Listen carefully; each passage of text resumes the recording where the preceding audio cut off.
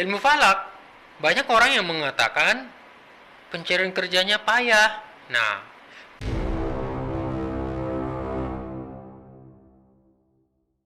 Assalamualaikum warahmatullahi wabarakatuh. Halo sahabat OIF, kita bertemu lagi di OIF UMSU Podcast. Nah, pastinya kita berada di episode ke-8 dan saya saat ini sedang bersama Bapak Munawir Pasaribu. Halo Pak, Assalamualaikum warahmatullahi wabarakatuh. waalaikumsalam warahmatullahi wabarakatuh. Ya, boleh dilepas Pak, biar semua Baik, ngelihat kegentingan Bapak saya ya. benar ya. Apa kabarnya Pak? Alhamdulillah baik. Saat ini sedang sibuk apa Pak? Hari ini sedang sibuk mempersiapkan di kampus itu ujian akhir semester dan kemudian mempersiapkan adik-adik kita untuk mengikuti kampus Merdeka, dalam hal ini mengajar di angkatan yang kedua, serta ya pembinaan di mahasiswa lah terkhususnya. Nah, itu prestasi-prestasi mereka. Pastinya tetap ada kesibukan ya Pak. Ya alhamdulillah. Nah, sebelum kita mulai nih Pak, mungkin boleh perkenalkan diri Bapak sedikit agar yang lain juga mengenal. Baik, perkenalkan yang bagaimana? Saya kan udah cukup terkenal ya. Iya. Dari siapanya? Dari alumni apa Oke. kayak gitu Pak, dan pekerjaannya, kesibukannya seperti Oke, apa. baik. Assalamualaikum warahmatullahi wabarakatuh para Waalaikumsalam. peserta maupun para pendengar podcast OIF UMSU yang episode yang ke-8 yang insya Allah dirahmati Allah Subhanahu wa Ta'ala. Perkenalkan, nama saya Dr. Munawir Pasaribu. Saya kelahiran dari Barus 16 Juli 1983. SD dan SMP dan madrasah aliyah saya itu saya bersekolah di Barus, Tapanuli Tengah, di SD Muhammadiyah Barus, di MTS Negeri Barus, di MAN Barus, Tapanuli Tengah, serta saya melanjutkan perkuliahan di S1 Fakultas Agama Islam Universitas Muhammadiyah Sumatera Utara. S2 saya itu di Universitas Islam Negeri Medan, UIN, yang sekarang, yang dulunya masa kami itu masih disebut dengan IAIN ya. IAIN. Nah, dan terakhir saya menamatkan perkuliahan di S3-nya di Universitas Muhammadiyah Malang di Jawa Timur. Nah, dalam satu jurusan tetap di pendidikan agama Islam mulai dari S1, S2, dan S3. Nah, saya sebagai dosen di Universitas Muhammadiyah Sumatera Utara, alhamdulillah berikan berupa amanah menjadi wakil dekan 3 membidangi kemahasiswaan. Alhamdulillah amanah yang diberikan oleh universitas kepada saya, dan insya Allah bisa bermanfaat kepada universitas dan kepada kita keseluruhan. Dan kesibukan yang lainnya hari ini mengajar di kampus, pembinaan mahasiswa, dan ikut serta ketika ada kegiatan-kegiatan OIP ya. Nah, Contohnya seperti ini ya Pak. ya contohnya seperti ini, dan kegiatan-kegiatan OIP yang lainnya seperti mengukur kiblat ya. Saya beberapa kali dan hampir sering juga mengikuti kegiatan-kegiatan OIF. Nah, dan juga hal-hal yang lain lah, dan seperti diskusi-diskusi yang berkaitan tentang keilmuan yang kita lakukan pada hari ini. Mungkin itu Mbak Nova, sekedar perkenalan kesibukannya. Luar biasa.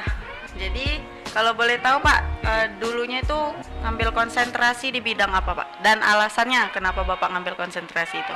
Saya sebenarnya kalau dalam konsentrasi pendidikan itu di pendidikan agama Islam ya, pendidikan agama Islam. Sebenarnya kalau dulunya itu saya nggak pingin, tidak pingin. Kenapa ya? Mungkin kalau S1 saya dulu pingin saya itu di ekonomi. Nah, tapi bekal agama itu tetap ada dari orang tua dan dari keluarga saya, itu tetap ada bekal agama. Ketika saya tamat kuliah,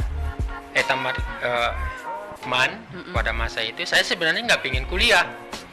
Namun ada famili saya, sepupu saya, rupanya sudah berada di rumah mau jemput saya untuk datang ke Medan langsung.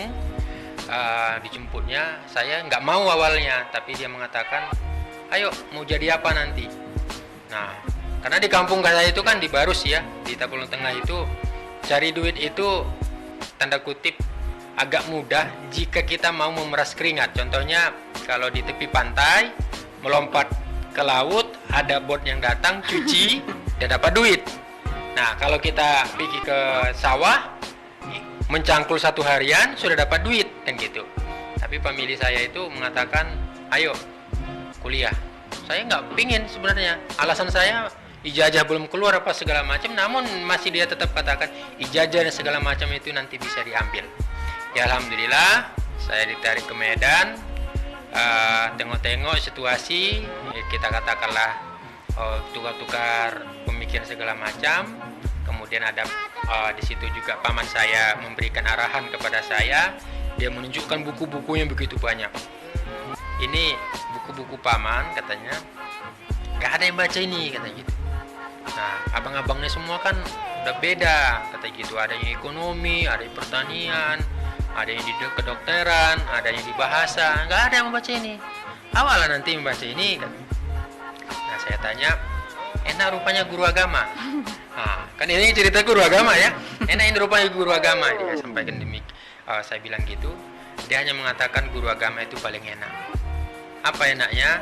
Pahala kontan kita mendapatkan di dunia, dan pahala itu nanti terus mengalir kepada kita ketika kita sudah meninggal. Contohnya kayak kita mengajarkan membaca Al-Quran, dia terus baca Al-Quran. Kita mengajarkan ibadah seperti sholat yang baik, dia terus laksanakan berkat dari kita. Itu nanti terus mendapatkan pahala kita kan. Amal jariah kayak Amal gitu. jariah yang gak pernah putus. Akhirnya saya terpikir, betul juga ya. Yaudah, akhirnya saya masuk Fakultas Agama Islam UMSU di Pendidikan Agama Islam. Ya alhamdulillah, terus-terusan ketika tamat di S1, saya coba lagi S2. Waktu itu dapat beasiswa dari DIPA. Kemudian setelah tamat di situ saya lanjut ke S3 dan alhamdulillah sudah selesai. Jadi itu sebenarnya motivasinya kenapa saya mengambil jurusan itu, ya rupanya ketika kita belajar agama ini mengasyikkan, rupanya sangat asik sekali. Dan kemudian ketika kita mengajarkan kepada orang-orang yang lain, ya alhamdulillah ketika dia itu bisa ajaran daripada kita, amal jariah yang kita katakan tadi terus mengalir kepada kita nantinya. Nah di situ, nah itulah dia. Ya. Nah jadi itu alasan-alasan cerita atau alasan dari Bapak ngambil pendidikan agama itu ya Pak? Iya, betul sekali.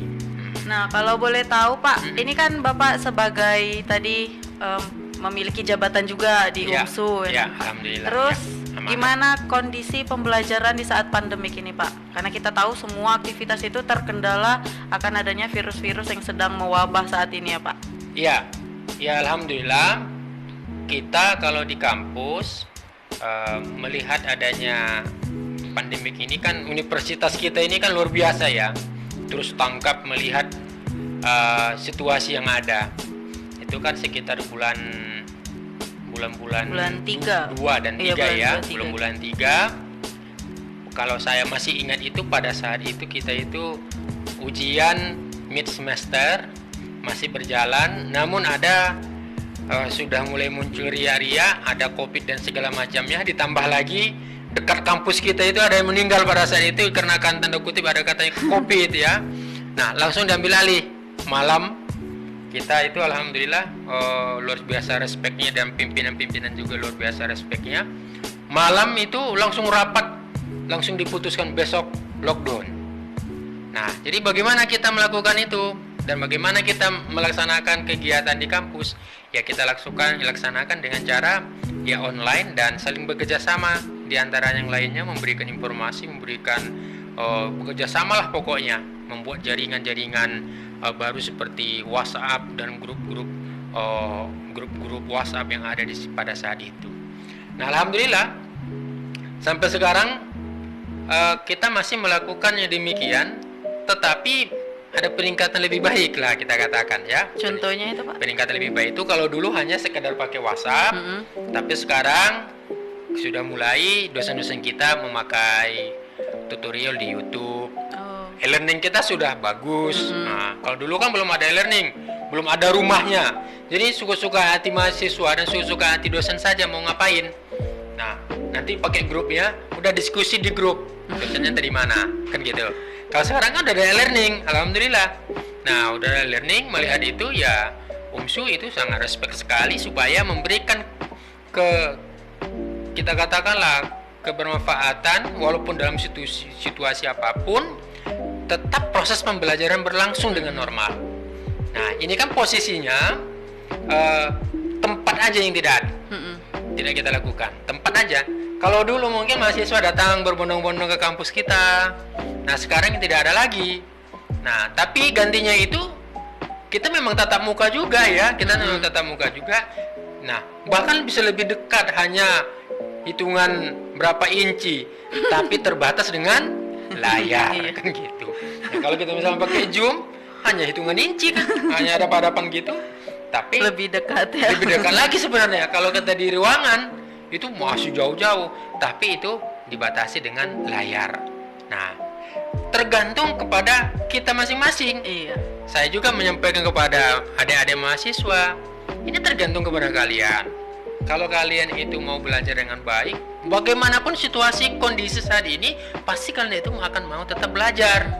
Nah, tapi kalau sudah niatnya tidak belajar, bagaimanapun fasilitas yang kita kasih, pertemuan bagaimanapun, enggak juga kan? Nah, tergantung kepada orangnya. Nah, makanya melihat dan menyikapi dengan pandemi COVID ini, universitas kita itu sangat respect sekali melihat tantangan zaman yang ada sekarang ini, dan juga kampus kita juga memberikan peluang-peluang kepada mahasiswa. Dan juga saya katakan di sini, karena saya membidangi kemahasiswaan ya, prestasi yang ditorehkan oleh adik-adik kita pada masa pandemik maupun non pandemik itu telah meningkat juga ya Pak. Ya, mungkin hanya adu-adu seperti tapak suci lah, karate lah yang tidak ada mungkin ya, dikarenakan bersentuhan langsung. Tapi seperti kita misalkan baca Al-Quran, sekarang ini kan banyak perlombaan MTQ, tapi dia secara virtual. Iya. Banyak kok mahasiswa kita yang demikian. Ya, semalam itu di MTQ itu, mahasiswa Fakultas Agama Islam itu, kita data itu lebih dari 10 orang memberikan prestasi di masing-masing kabupaten kota dalam rangka MTQ tingkat kabupaten masing-masing, dan bahkan kabupaten Sumatera Utara. Tim MTQ di tingkat Sumatera Utara. Itu kan luar biasa. Nasional juga demikian. Artinya semalam ini baru kita rilis 2 orang mahasiswa kita yang mendapatkan juara nasional, juara 2 MTQ, seperti Adnan itu juara MTQ nasional. Nurjannah itu semester 2 sekarang itu juara nasional. Nah, itu. Jadi tergantung kita menanggapinya. Di satu sisi memang tatap muka di antara kita itu tidak nampak, tetapi kegiatan-kegiatan yang bisa kita lakukan, itulah mungkin. Iya. Pastinya di kondisi apapun tidak menutup kemungkinan buat kita belajar dan berprestasi seperti itu ya Pak. Itu tergantung sekali dari kita juga. Betul sekali. Nah, cocok pas. Nah. Selanjutnya ini Pak, kira-kira kalau perkembangan pembelajaran ilmu falak sendiri di UMSU gimana? Itu dia termasuk ke dalam fakultas apa seperti itu Pak? Oke, ya. Ini hal yang menarik ya, hal yang menarik. Kenapa saya katakan hal menarik? Di Fakultas Agama Islam itu ada penciri. Nah, ada salah satu penciri mahasiswanya. Apa itu pencirinya itu? Pencirinya itu ada kita masukkan di salah satu kita katakan di kurikulum wajib itu, wajib fakultas namanya, ada mata kuliah ilmu falak. Nah, ini nih. Nah, jadi Fakultas Agama Islam itu memang belum ada membuat jurusan ilmu falak, tapi sedang proses. Sedang proses kita naikkan ke Kementerian Agama. Mudah-mudahan doa seluruhnya lah, para pendengar podcast seluruhnya, mohon doanya mudah-mudahan jurusan ilmu falak kita ini bisa disetujui oleh pemerintah dan bisa kita buka jurusan ilmu falak itu. Nah, namun saya katakan tadi, ilmu falak ini sudah menjadi mata kuliah wajib fakultas. Jadi semua fakultas masuk. Bukan fakultas yang ada di Fakultas Agama Islam, seluruh prodi masuk maksud saya. seluruh prodi ya, bukan fakultas ya, tapi seluruh prodi yang ada di bawah naungan Fakultas Agama Islam yang 4 itu tadi, pendidikan agama Islam yang akreditasinya A, manajemen bisnis syariah yang akreditasinya A, kemudian perbankan syariah yang akreditasinya A, pendidikan Islam anak usia dini akreditasinya B. Ini semuanya Ada ilmu falaknya ya, Pak? ada mata kuliah ilmu falaknya. Nah, mungkin ada mau menanyakan, kalau ada semua ilmu falaknya, loh kurikulumnya bagaimana? Pasti gitu ya. Nah, kan itu jauh beda lah antara pendidikan agama Islam dengan perbankan syariah, kan jauh beda keilmuan mereka. Iya, sangat beda. Sangat beda ya. Terus gimana? Apakah sama kurikulumnya atau sama silabusnya, sama materi-materinya? Tidak. Nah, itu gimana, Pak? Nah, itu tidak sama.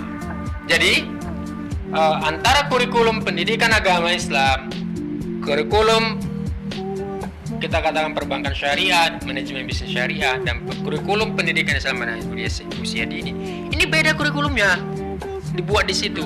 Kan ini kita libatkan tim OIF ketika pembedahan kurikulum itu kita libatkan dengan prodi-prodi. Contoh di PIAUD kita katakan apa yang cocok materi pembelajaran yang kita lakukan di PIAUD itu mengenai ilmu falak.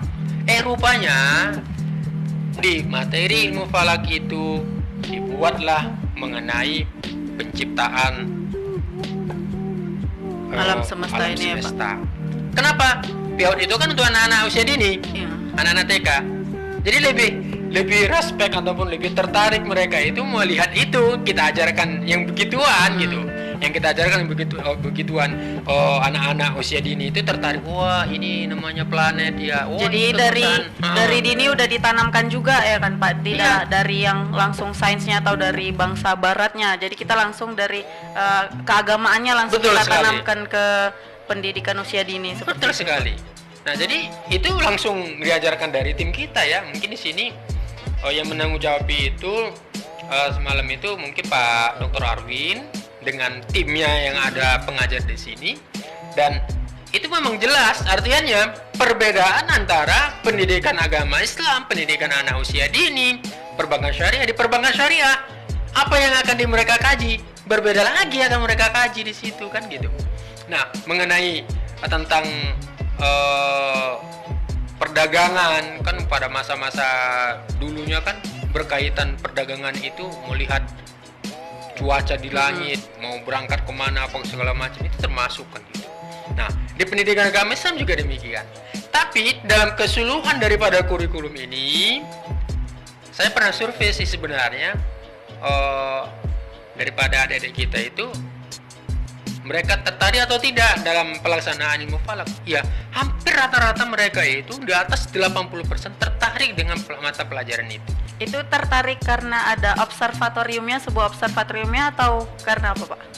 Bukan karena observatorium ini, bukan. Di sisi yang lain, kan banyak juga mahasiswa kita nggak tahu dengan adanya observatorium ini, walaupun ini sudah mendunia ya.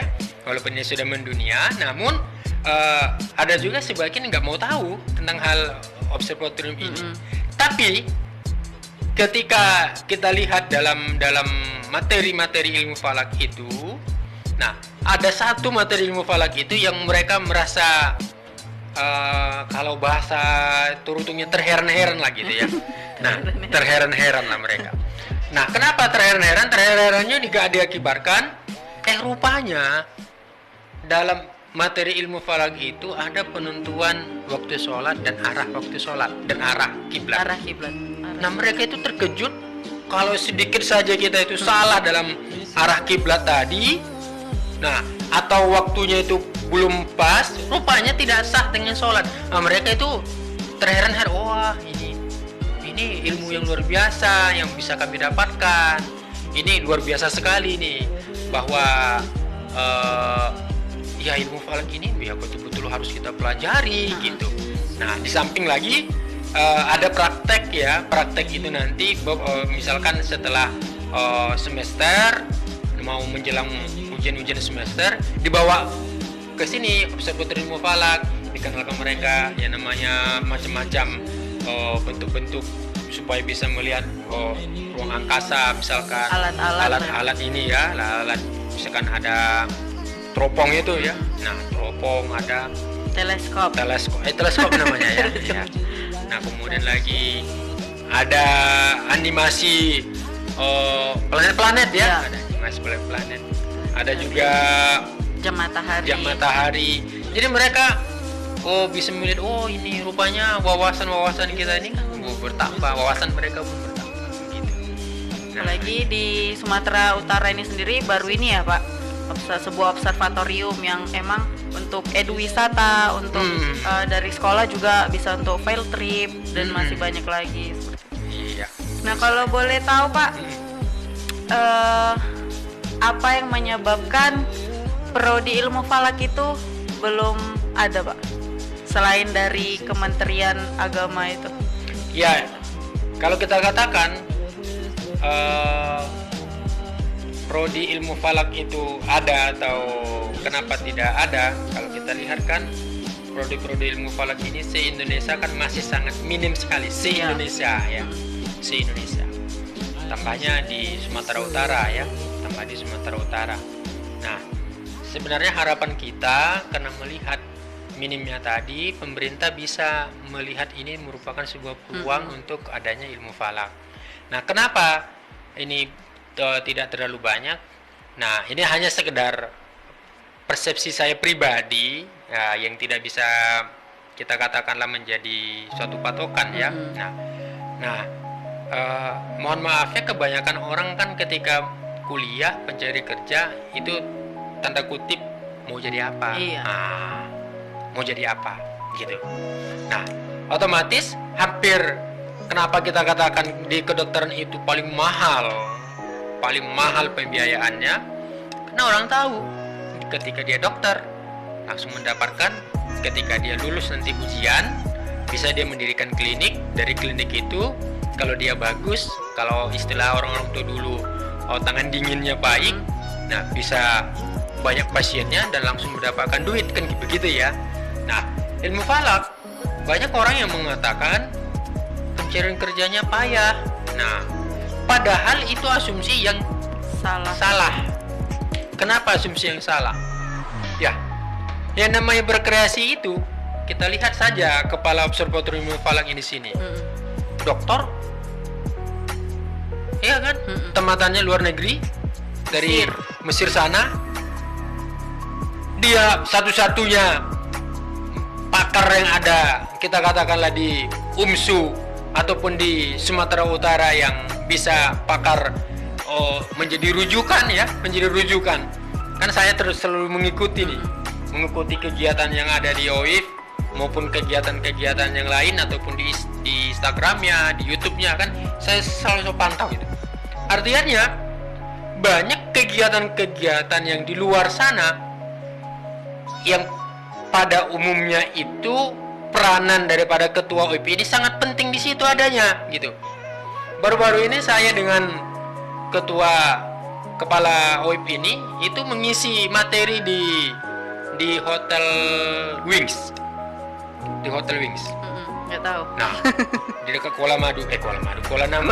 Nah, di Hotel Wings. Itu dia dipanggil oleh Kemenak Sumatera Utara. Artinya, kalau pertanyaannya, kalau misalkan ada sekitar 5 orang kayak Pak Dr. Arwin ini, pasti berbagi-bagi nggak ya? Peluang juga kan? Tapi dikarenakan tidak ada lagi pakar yang lain, tetap dia aja terus. Nah, dia aja terus. Nah, saya semalam ikut karena saya moderatornya di situ, gitu. Nah, jadi ini kan salah satu apa yang kita katakan ya? Ini kan salah satu peluang juga, peluang-peluang yang lain. Nah, kalau cerita makanan, kalau cerita rezeki, Allah sudah mengatur. Udah mengatur kan, udah diatur Allah.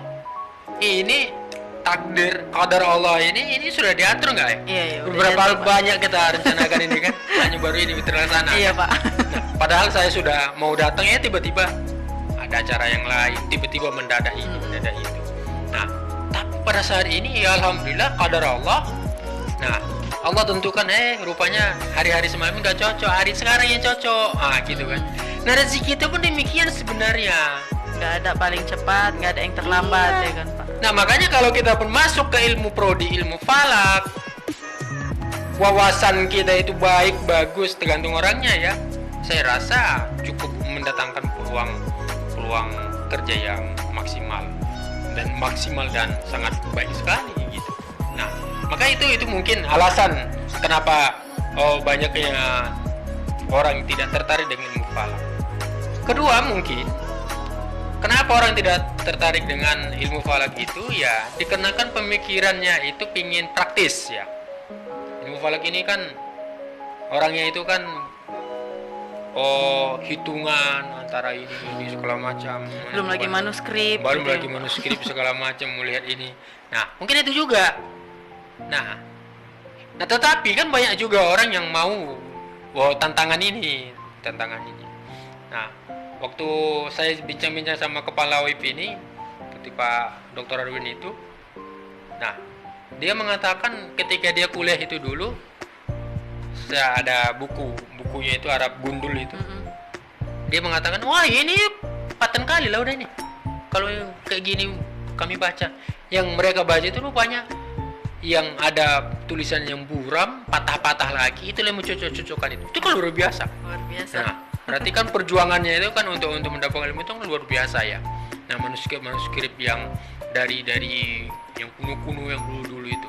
Dan kita ketahui juga, saya juga banyak belajar dari kepala WIP ini, rupanya ilmuwan sains itu rupanya banyak dari Peradaban ya Muslim. Islam itu sendiri. Tapi karena kita itu salah membaca, yang tidak mau membaca yang kitab-kitab klasik itu rupanya kan. Nah makanya ini salah satu peluang. Nah makanya kepada ya pendengar atau ibu-ibu yang mendengar di sini, adik-adik kita yang masih SMA, jangan ragu lah untuk masuk. Kalau ada ilmu falak misalkan, jangan ragu. Nah, insya Allah kalau kita juga mempunyai pemikiran yang berkembang, insya Allah kita juga akan berkembang. Nah di situ makanya pemikiran-pemikiran kenapa ilmu falak ini tidak terlalu banyak dan kemudian tidak terlalu diminati, sepertinya sudah bisa kita hilangkan lah mindset itu bahwa orang yang belajar di ilmu falak nggak dapat kerja itu kita hilangkan lah, nggak ada lagi itu. Sekarang ini tergantung kitanya. Nah tergantung kitanya, kita mau mempunyai kreasi yang baik, ya baik juga. Contoh kecil di sini lah saya katakan, di OIF ini kira-kira berapa banyak yang pas dia jurusan ilmu falak? Nggak ada kayaknya Pak. Ada. Berarti peluang kan?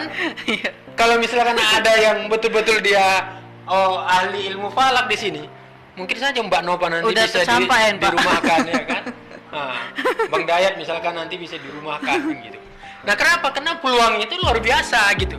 Peluang itu, maka peluang-peluang itu harus ditangkap gitu, ditangkap. Nah, ini dia. Nah, gitu. Benar sekali. Jadi kalau udah ada fakultas atau prodi ilmu falak, ada alumninya, bisa saja saya kena geser ya Pak. Nah, bisa saja. Tapi nggak apa-apa. Nggak apa-apa. Nanti kan bisa penambahan lagi. Nah, itu dia. Luar biasa, sangat menarik. Iya. Nah kemudian Pak, kira-kira ada nggak misi pembelajaran di ilmu falak itu sendiri kalau di Fakultas Agama Islam? Iya. Sebenarnya kita kan selalu melihat kepada visi dan misi daripada universitas. Nah, salah satunya itu kan ada visi dan misi universitas itu kan Al-Islam dan kemuhammadiyahannya.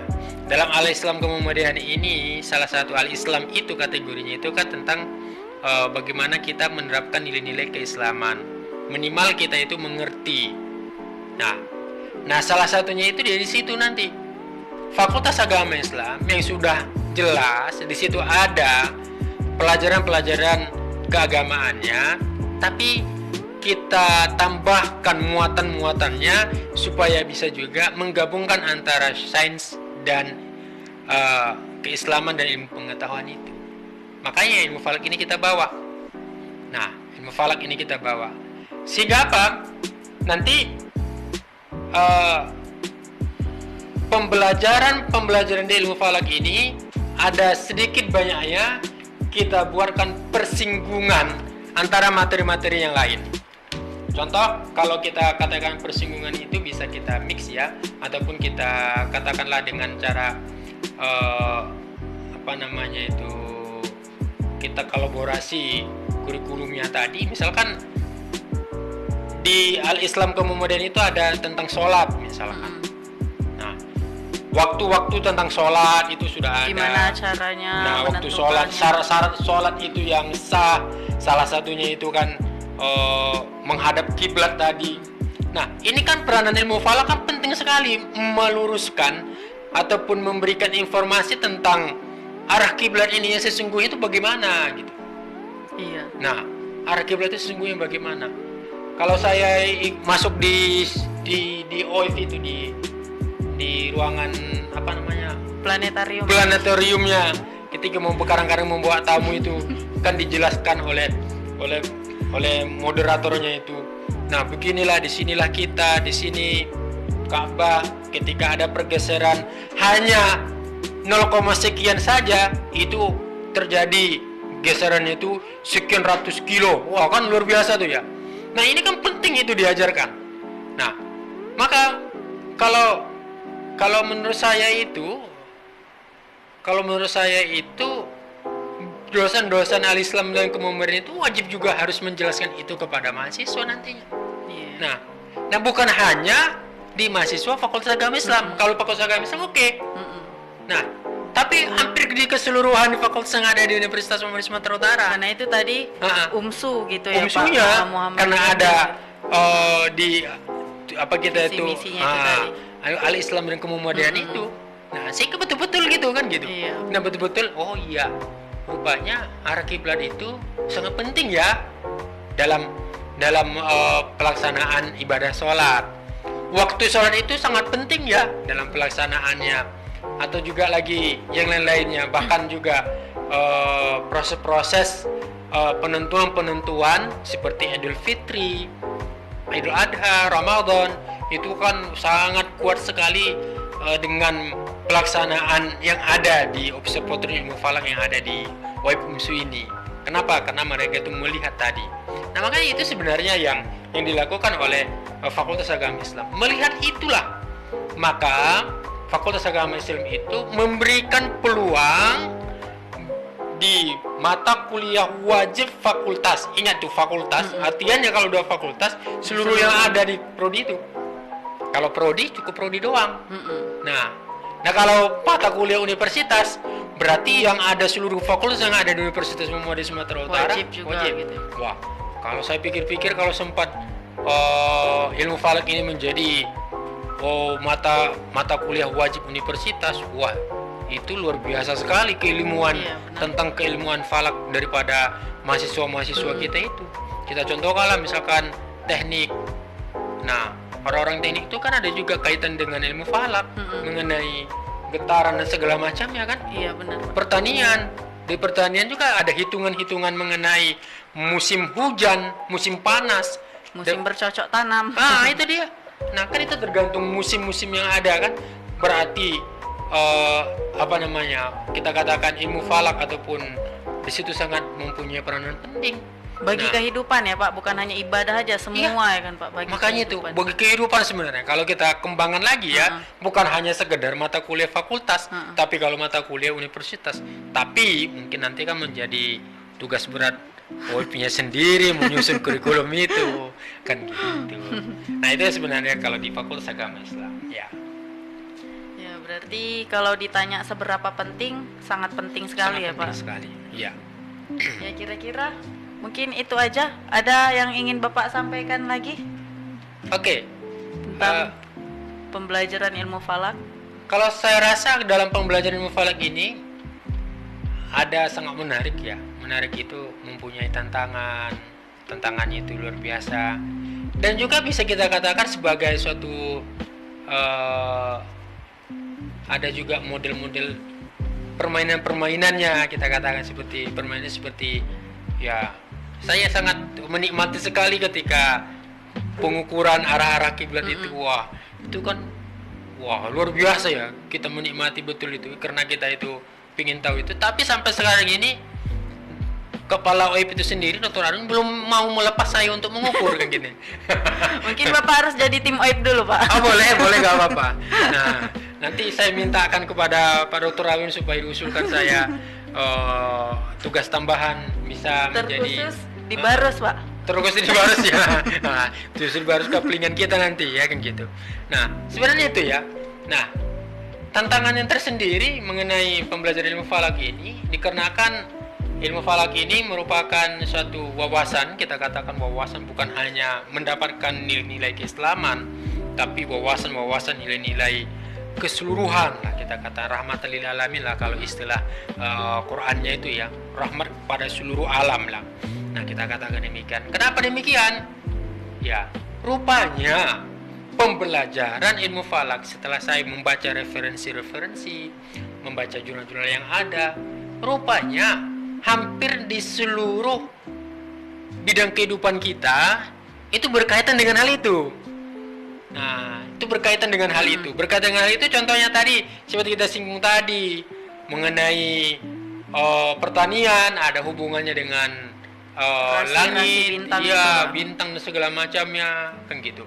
Nah, bahkan juga dalam satu artikel juga saya baca juga tapi belum saya dalami. Nah, karena juga saya ada pendidikannya di situ. Untuk mohon maaf itu tanda kutip di situ pembuatan keturunan pun harus ada juga kita tahu ya. Nah, masa-masa bulannya itu rupanya. Nah, kan kalau di perempuan itu kan ada yang disebut dengan masa subur dan masa yang lain-lainnya ya. Itu kan berkaitan dengan hitung-hitungan juga rupanya. Nah, jadi itu ada juga kaitannya dengan ilmu falak. Oh, ada juga rupanya. Itu udah saya coba cari-cari itu. Wah, hebat juga ya.